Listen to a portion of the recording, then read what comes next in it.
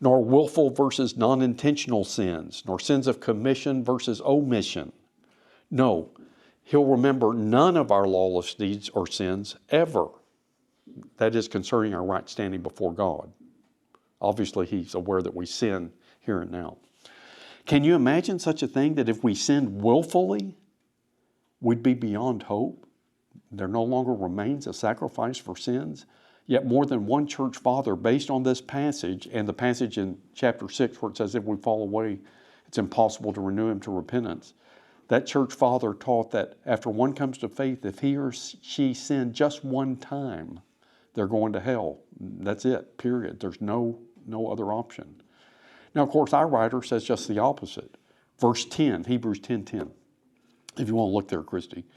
We have been already done, sanctified through the offering of the body of Jesus Christ once and for all. And then verse 14, for by that one offering He is perfected for how long?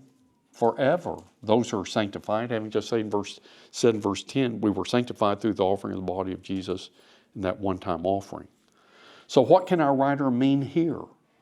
First, the sinning willfully in context refers to the immediately preceding if we don't hold our confession to the end. In other words, it refers to falling away from the faith. Secondly, it refers precisely to His explication of it in the next verses where He explains it. Let's look at verse 29, 10:29.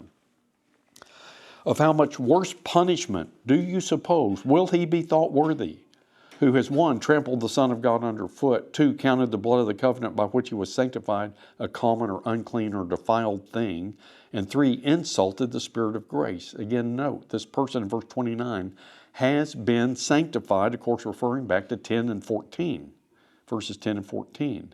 And therefore He's sanctified and perfected forever and once and for all. But in his falling away or turning his back on the faith, he or she is, in effect, trampling underfoot the Son of God, regarding the blood that saved and sanctified him once and for all as unclean, and insulted the Spirit of grace who drew him, illuminated him, and brought all this salvation to come about. The word insulted is enubrizo. Now, you know the word hubris, H-U-B-R-I-S. Anybody know what it means?